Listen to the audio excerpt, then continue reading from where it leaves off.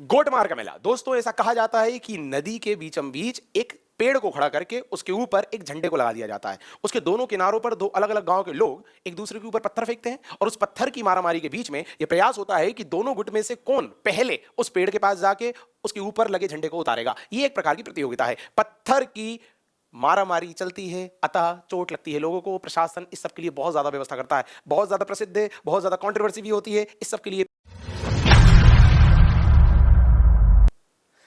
नमस्कार दोस्तों, मैं सुनील श्रोती केवीएस एकेडमी के इस ऑनलाइन प्लेटफॉर्म पे आपका स्वागत करता हूं। साथियों, प्रदेश यात्रा नाम की हमारी श्रृंखला में आज का जिला है छिंदवाड़ा। पर छिंदवाड़ा शुरू करने से पहले मैं आपको एक सूचना देना चाहता हूं, वो ये कि 23 जनवरी से रोज रात में 8 से 9 के बीच YouTube लाइव के माध्यम से हम पटवारी का जो सामान्य प्रबंधन नाम का विषय है उसको पढ़ाने वाले हैं, जो पूरा निशुल्क रहने वाला है और पूरा सिलेबस कवर कराया जाएगा।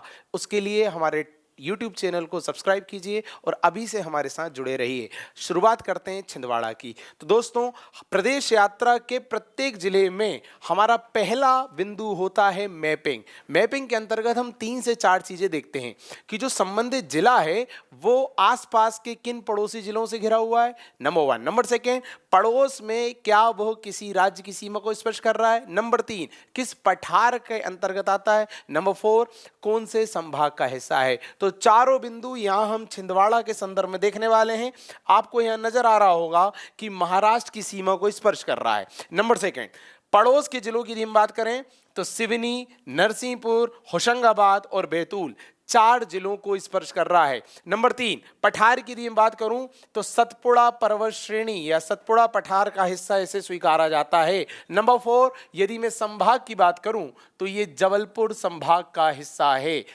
4 बिंदु जिन पे प्रश्न बनने की पूरी संभावना होती है।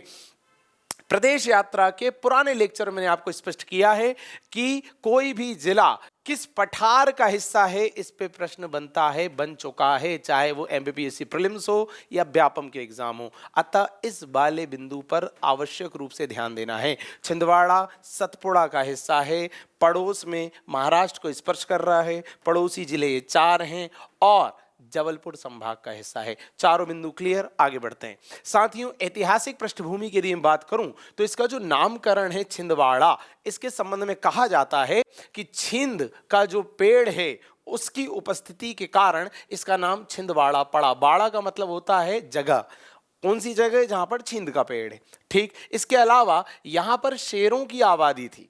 तो शेर मतलब सिंह, द्वार मतलब उनका घर जहां पर प्रवेश कर रहे हैं हम, तो सिंह द्वार नाम पड़ा था और बाद में यही छिंदवाड़ा हो गया। तो अलग अलग इसके संबंध में धारणाएं हैं, पता होना चाहिए।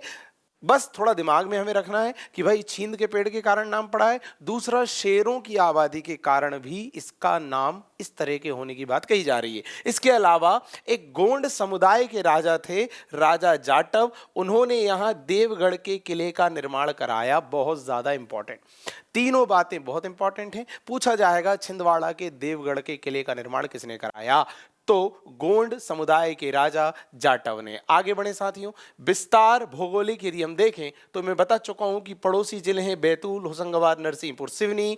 पड़ोसी राज्य बता चुका हूं महाराष्ट्र, संभाग जबलपुर, पठार या पर्वत श्रेणी में है सतपुड़ा। शेल समूह मतलब कौन सी चट्टान, कौन सी शेल यहां पाई जा रही है। साथियों, धारवाड़ शेल समूह यहां पाई जाती है, पता होना चाहिए। और कहां पाई जा रही है? छिंदवाड़ा के सोनसर श्रेणी में पाई जाती है। यह प्रश्न आता है। यह भी पूछा जाता है कि सोनसर श्रेणी कहां है? छिंदवाड़ा में है। यह भी आता है कि कौन सा शेल समूह यहां पाया जा रहा है? धारवाड़ शेल समूह पाया जा रहा है। दोस्तों, जीवाश्म रहित शेल समूह होता है, इसमें जीवाश्म की मात्रा बिल्कुल नहीं होती है। आगे देखें, मृदा लेटराइट मृदा पाई जाती है। दोस्तों, छिंदवाड़ा हो, बालाघाट हो, उधर आपका बैतूल हो, यहां पर लेटराइट मृदा पाई जाती है जो कि कॉफी के उत्पादन के लिए उपयुक्त मानी जाती है। तो इसके अलावा आप बालाघाट भी याद रख सकते हैं, यहीं से सर्वाधिक बालाघाट में होती है और उसके बाद छिंदवाड़ा और थोड़ी सी बैतूल में भी होती है। इसीलिए यहां पर कॉफी उत्पादन की उपयुक्त स्थिति पाई जाती है। इसके अलावा यदि हम जलप्रपात की बात करें तो कान्हान नदी यहां पर विद्यमान है, पता होना चाहिए। प्रश्न सीधे आएगा, कान्हान नदी कहां पर है? छिंदवाड़ा में है। कौन से जलप्रपात हैं? लिलाही, अनहोनी, कुकरी खापा, बाटका खापा, ये 4 जलप्रपात यहां पर उपस्थित हैं। साथियों, नदी की यदि बात करूं तो शक्कर, दूधी, कान्हान, 3 नदियां यहां पर है। सीधे प्रश्न आता है दोस्तों नदियों पर, नदी पे आता है, जलप्रपात पे आता है और सीधे आपको टिक लगाना है। ये अनहोनी के बारे में आगे भी बात करेंगे कि किन और चीजों के लिए प्रसिद्ध है। आगे बढ़ते हैं। नदी परियोजना, पेंच नदी परियोजना एक है यहां पर। किस नदी पर है? पेंच नदी पर है। किस राज्य की साझेदारी के साथ है? दोस्तों महाराष्ट्र मध्य प्रदेश की साझेदारी पर। दूसरा, यहां पर एक परियोजना है सीता रेखा परियोजना। किस नदी पर? सीता रेखा पर। साझेदारी किसके साथ है? फिर महाराष्ट्र के साथ। प्रश्न सीधे आता है, प्रश्न सीधे आएगा कि पेंच नदी परियोजना कहां है। प्रश्न सीधे आएगा सीता रेखा नदी परियोजना कहां है। नदी का नाम तो उसके नाम में ही छुपा हुआ है। प्रश्न ये बनेगा कि किस स्थान पर है? तो छिंदवाड़ा। दूसरा, किस राज्य की साझेदारी के साथ उसका निर्माण हुआ है? महाराष्ट्र के साथ निर्माण हुआ है, क्योंकि छिंदवाड़ा महाराष्ट्र की सीमा से लगा हुआ है। आगे बढ़ते हैं। खनिज बहुत ज्यादा इंपॉर्टेंट दोस्तों, मैं बार बार स्पष्ट करता हूं कि केवल अब ये याद कर लेना काफी नहीं होता कि कौन सा खनिज किस जिले में है। अब हमें यह भी ध्यान रखना होता है कि उस जिले के किस क्षेत्र में है। तो मैंगनीज खनिज यहां पाया जाता है, पर छिंदवाड़ा के किस क्षेत्र में पाया जाता है? तो गैमुख और सीतापुर में। यह बहुत जरूरी है दोस्तों। प्रश्न आएगा गैमुख कहां है, प्रश्न आएगा सीतापुर का संबंध कहां से है? छिंदवाड़ा से है। और किस खनिज के लिए प्रसिद्ध है? तो मैंगनीज के लिए प्रसिद्ध है। चीनी मिट्टी, गोंडवाना युग की चट्टान यहां पर है, वहां पर चीनी मिट्टी पाई जा रही है। इसके अलावा कोयला बहुत ज्यादा इंपॉर्टेंट दोस्तों, मध्य प्रदेश में कोयले की बहुत सारी परतें विद्यमान हैं, हम जानते हैं। उन परतों में जो पेंच घाटी वाली परत है, कान्हान घाटी क्षेत्र छिंदवाड़ा में है। प्रश्न सीधे आएगा, प्रश्न सीधे आएगा कि कोयले से संबंधित पेंच घाटी या कान्हान घाटी कहाँ है? छिंदवाड़ा में है। या छिंदवाड़ा का संबंध किस खनिज से है? छिंदवाड़ा की कान्हान घाटी का संबंध किस खनिज से है? कोयले से संबंधित है। और दूसरा ये गैमुख और सीतापुर, बिल्कुल दिमाग में बिठा लीजिए, क्वेश्चन आएगा। इस पूरे लेक्चर के नोट्स पीडीएफ फॉर्म में उपलब्ध हो जाएंगे हमारे टेलीग्राम ग्रुप पे, ज्वाइन कीजिए, जानकारी नीचे दी हुई है। आगे देखते हैं। कृषि जलवायु क्षेत्र दोस्तों, जलवायु के आधार पर मध्य प्रदेश को कुल 11 कृषि क्षेत्रों में बांटा गया है। मैं पुराने लेक्चर में बता चुका हूं 11।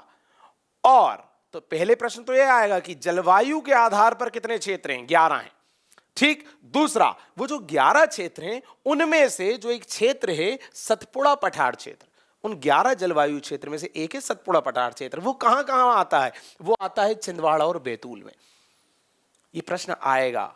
पहला प्रश्न आएगा कि मध्य प्रदेश को कितने कृषि जलवायु क्षेत्रों में बांटा हुआ है? 11। दूसरा, उन 11 के नाम क्या हैं वो तो आपको पता होने चाहिए। और उनमें से जो एक है सतपुड़ा वाला, वो किन किन जिलों में आता है? तो छिंदवाड़ा में भी आता है, बैतूल में भी आता है, क्योंकि उसी रेंज में ये दोनों जिले विद्यमान हैं। दोस्तों फसल की बात करें तो यहाँ अदरक अच्छा खासा होता है, पता होना चाहिए। अदरक की सर्वाधिक खेती कहाँ होती है? सीधे आएगा छिंदवाड़ा लगा के आना।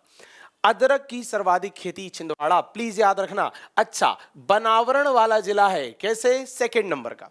सर्वाधिक बनावरण बालाघाट में है और सेकंड क्रमांक का बनावरण छिंदवाड़ा में है। प्रश्न आएगा कि मध्य प्रदेश का सर्वाधिक बनावरण वाला जिला कौन सा है? बालाघाट। द्वितीय क्रमांक का कौन सा है? छिंदवाड़ा है। आगे देखें, यहां पर कहां पर? मध्य प्रदेश में। मध्य प्रदेश में कुल 2 जैव विविधता विरासत स्थल है। जैव विविधता मतलब बायोडाइवर्सिटी, मतलब अलग अलग प्रकृति की जैविक इकाइयां पाई जाती हैं, अलग अलग प्रकृति की। तो मध्य प्रदेश में ऐसे 2 स्थल हैं जिन्हें विरासत स्थल के रूप में चिन्हित किया गया। किस संदर्भ में विरासत स्थल? विरासत मींस हेरिटेज साइट। किस चीज के लिए हेरिटेज? जैव विविधता के लिए हेरिटेज। कितने क्षेत्र हैं? 2।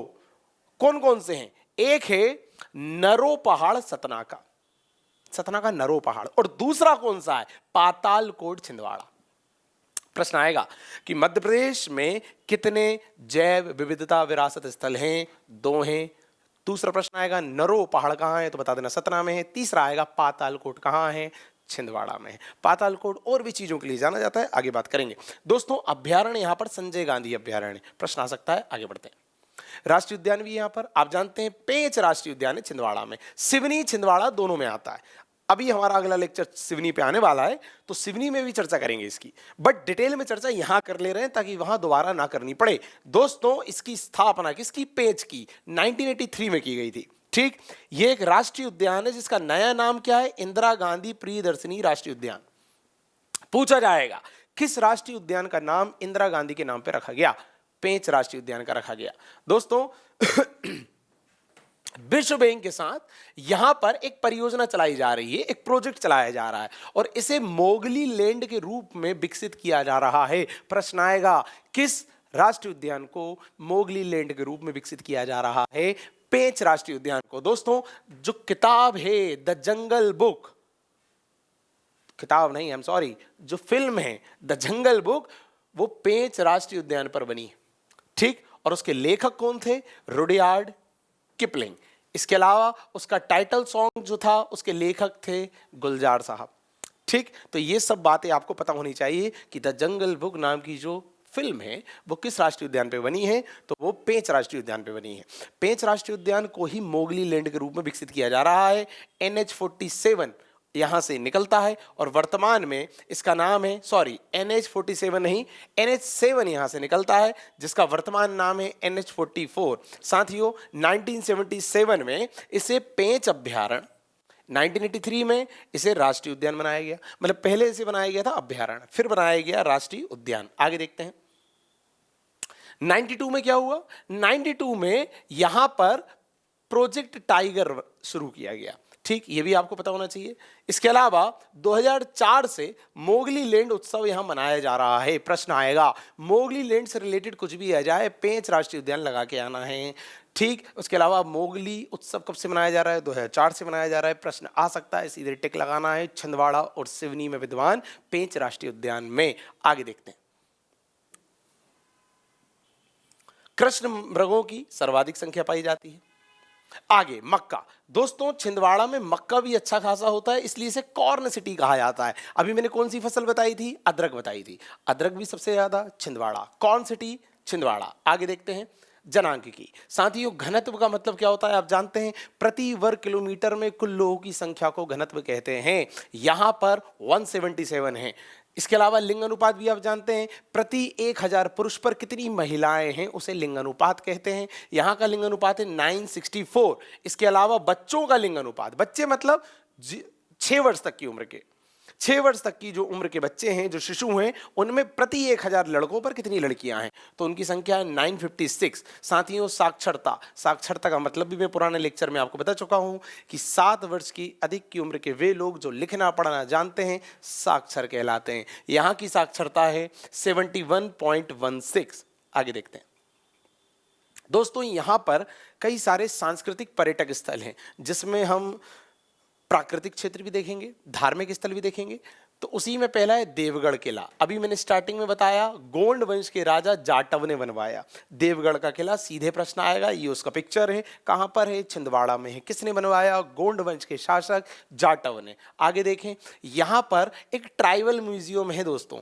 1954 में इसे शुरू किया गया और 75 में इसे स्टेट म्यूजियम का दर्जा दिया गया और 97 में इसका नाम श्री बादल भोई स्टेट ट्राइबल म्यूजियम कर दिया गया। बादल भोई कौन, साथियों, इस क्षेत्र से संबंधित प्रमुख आदिवासी क्रांतिकारी नेता बादल भोई, उन्हीं के नाम पर इसका नाम बादल भोई ट्राइबल म्यूजियम कर दिया गया। कब किया गया इनके नाम पर, 97 में। स्थापित कब हुआ था, 54 में। और स्टेट म्यूजियम का दर्जा कब मिला, 75 में। आगे बढ़ते हैं, महादेव महोत्सव होता है, मेला होता है। ठीक, ये आपको पता होना चाहिए। सीधे प्रश्न आएगा, महादेव मेला कहां लगता है, छिंदवाड़ा में। इसके अलावा गोटमार का मेला बहुत ज्यादा इंपॉर्टेंट है, बहुत ज्यादा प्रसिद्ध है। गोटमार का मेला दोस्तों, ऐसा कहा जाता है कि नदी के बीचम बीच एक पेड़ को खड़ा करके उसके ऊपर एक झंडे को लगा दिया जाता है। उसके दोनों किनारों पर दो अलग अलग गांव के लोग एक दूसरे के ऊपर पत्थर फेंकते हैं और उस पत्थर की मारामारी के बीच में यह प्रयास होता है कि दोनों गुट में से कौन पहले उस पेड़ के पास जाके उसके ऊपर लगे झंडे को उतारेगा। ये एक प्रकार की प्रतियोगिता है। पत्थर की मारामारी चलती है, अतः चोट लगती है लोगों को। प्रशासन इस सब के लिए बहुत ज्यादा व्यवस्था करता है, बहुत ज्यादा प्रसिद्ध है, बहुत ज्यादा कंट्रोवर्सी भी होती है, इस सब के लिए प्रसिद्ध है। देखिए क्या लिखा है, अमावस्या के दिन मनाया जाता है, जाम नदी के तट पर होता है। और देखिए मैंने क्या बताया, एक लंबे पेड़ को नदी के बीच में एक झंडे के साथ खड़ा कर दिया जाता है। ठीक, देखिए ये पिक्चर है, ये एक पेड़ खड़ा किया हुआ है और ऊपर ये झंडे लगाए हुए हैं। ठीक, और यहां लोग दो अलग अलग एंड पर हैं, एक दूसरे को पत्थर मार रहे हैं और प्रयास हो रहा है कि कौन उस पेड़ तक पहुंचे, उस झंडे को उतारे। देखिए क्या लिखा है, सावरगांव और पांडुरना नदी के दोनों किनारों पर इकट्ठा होते हैं। लोग जो दो अलग अलग गांव के हैं नदी के दोनों किनारों पर इकट्ठा हो जाते हैं, विपरीत गांव के व्यक्तियों पर पथराव शुरू करते हैं, नदी के बीच में जाकर झंडा हटाने की कोशिश करते हैं। जिस गांव का निवासी झंडा हटाने में सफल होता है उसे विजयी माना जाता है। क्या बात है, क्लियर है? आगे बढ़ते हैं। तो इस तरह का मेला मनाया जाता है। पूछा जाएगा गोटमार का मेला कहाँ होता है? बहुत ज्यादा प्रसिद्ध है, छिंदवाड़ा लगा दीजिएगा। पातालकोट दोस्तों, ये उसका चित्र है। पातालकोट एक घोड़े की नाल के आकार का एक प्लेस है, जहां पर इस तरह का घोड़े की नाल के आकार का एक साइट है। यहां पर गहराई वाले स्थान पर एक जनजाति निवासरत है जिसे कहते हैं भारिया जनजाति। पातालकोट उसी के लिए प्रसिद्ध है, पहले भी चर्चा हुई थी, मैंने कहा था आगे बताऊंगा। आगे बढ़े। तामिया दोस्तों, ये भी वन गंतव्य क्षेत्र है, यहां पर घने जंगल हैं, पर्यटन के संदर्भ में बहुत ज्यादा प्रसिद्ध है। आगे देखें, हिंगलाज माता मंदिर है। यहां पर सीधे प्रश्न आएगा, पता होना चाहिए, क्योंकि भारत में दो जगह हैं, एक पाकिस्तान की सीमा के पास है और दूसरा छिंदवाड़ा के पास है, अंबारा में। आगे बढ़े दोस्तों। अनहोनी, इस जगह की बात मैंने थोड़ी देर पहले की थी। इधर होता क्या है कि उबलते सल्फर स्प्रिंग, मतलब क्या होता है कि गर्म उबलता हुआ पानी निकलता है, यहाँ पर फब्बारा निकलता है और उसमें सल्फर का तत्व उपस्थित होता है। तो ऐसा कहा जाता है कि जब लोग वहाँ जाते हैं और वहाँ पे स्नान करते हैं तो उनकी जो त्वचा संबंधित जो भी रोग हैं, जो भी परेशानियाँ, वो ठीक हो जाती हैं। तो कई सारे लोग यहाँ आते हैं, इसे धार्मिक संदर्भों में भी देखा जाता है। तो प्रश्न पूछा जाएगा, अनहोनी किस चीज के लिए प्रसिद्ध है? दोस्तों, गर्म और उबलते सल्फर स्प्रिंग के लिए प्रसिद्ध है। त्वचा रोग के निवारण के लिए लोग आते हैं। आगे बढ़ते हैं। हनुमान मंदिर है यहाँ का, बहुत ज्यादा प्रसिद्ध। ऐसा माना जाता है कि हनुमान जी जब संजीवनी लेने गए थे लक्ष्मण जी के लिए तो उन्होंने यहीं पर विश्राम किया था। आगे देखते हैं। कपूरदा माता मंदिर षष्ठी माता का मंदिर के नाम से प्रसिद्ध है। आगे देखते हैं। हनुमान मंदिर सिमरिया, ये भी बहुत ज्यादा प्रसिद्ध है छिंदवाड़ा के अंतर्गत। आगे देखें, एक जिला एक उत्पाद। साथ ही ये सारे प्लेसेस कंप्लीट हो गए। आपको बस नाम पता होना चाहिए कि इस नाम का स्थल कहां पर है, जिनमें प्रसिद्ध या इंपॉर्टेंट था एक अनहोनी, एक पातालकोट, एक गोटमार का मेला। ये सारी चीजें इंपॉर्टेंट है। बाकी सारे एक एक प्लेस हमें याद करने की जरूरत नहीं है। जिन पे मैंने ज़्यादा तवज्जो नहीं दी उन पे आपको भी ध्यान नहीं देना है, पर जिनको मैंने स्पेशली समझाया, जैसे गोटमार का मेला, दूसरा मैंने पातालकोट की थोड़ी बात की आपसे, तीसरी मैंने अनहोनी नाम की प्लेस की बात की, तो ये आपको ध्यान रखना है। आगे देखें, एक जिला एक उत्पाद। दोस्तों, संतरा, जैसा मैंने पुराने लेक्चर में स्पष्ट किया है कि प्रदेश सरकार द्वारा प्रत्येक जिले के किसी खास उत्पाद को राष्ट्रीय अंतर्राष्ट्रीय स्तर पर पहचान दिलाने के क्रम में उस जिले के उत्पाद की श्रेणी में शामिल किया जाता है। तो छिंदवाड़ा से संतरे को एक जिला एक उत्पाद की श्रेणी में शामिल किया गया। मतलब यहाँ का संतरा विश्वविख्यात होने वाला है, छिंदवाड़ा के संतरे के नाम से जाना जाने वाला है। और जो नागपुर, जैसे ऑरेंज सिटी भी कहते हैं, वहां पर भी यहाँ से ही संतरे पहुंचाए जाते हैं। आगे बढ़ते हैं। कुछ अन्य तथ्य हैं दोस्तों, जो 26 औद्योगिक केंद्र हैं उनमें से एक बोरेगांव छिंदवाड़ा में है। दोस्तों, मैं कई बार अपने पुराने लेक्चर में स्पष्ट कर चुका हूं कि प्रदेश में औद्योगिक गतिविधियों को बढ़ावा देने के लिए केंद्र सरकार और राज्य सरकार दोनों ही अपने स्तर पर प्रयास कर रही हैं। इस क्रम में केंद्र सरकार ने मध्य प्रदेश में कुल 6 औद्योगिक केंद्र स्थापित किए हैं और मध्य प्रदेश सरकार ने यहां पर कुल 26 औद्योगिक केंद्र स्थापित किए हैं और उन 26 में से एक केंद्र बोरेगांव छिंदवाड़ा में है। प्रश्न पूछा जाएगा कि बोरेगांव का संबंध या बोरेगांव औद्योगिक केंद्र का संबंध कहां से? छिंदवाड़ा से। आगे देखते हैं। मसाला पार्क है यहाँ पर, यहाँ की प्रमुख पत्र पत्रिका है बनांचल, पता होना चाहिए। राधा देवी की गुफा भी यहाँ विद्यमान है। और जिस पातालकोट की मैं अभी बात कर रहा था, जहाँ पर भारिया जनजाति निवासरत है, वहां पर एक आदिवासी संग्रहालय भी है। इसके अलावा जनजाति देखिए, जैसा मैंने बताया, भारिया है यहाँ पर। और लास्ट में जाते जाते सबसे इंपॉर्टेंट तथ्य, मध्य प्रदेश में सर्वाधिक क्षेत्रफल वाला जिला यदि कोई है तो वो छिंदवाड़ा है। बहुत बहुत धन्यवाद। आशा करता हूं कि मेरा ये प्रयास आपको पसंद आएगा, किसी न किसी तरह से आपकी मदद करेगा। इस पूरे लेक्चर के नोट्स पीडीएफ फॉर्म में प्राप्त करने के लिए टेलीग्राम ग्रुप को जरूर ज्वाइन कीजिए, जानकारी नीचे दी हुई है। धन्यवाद।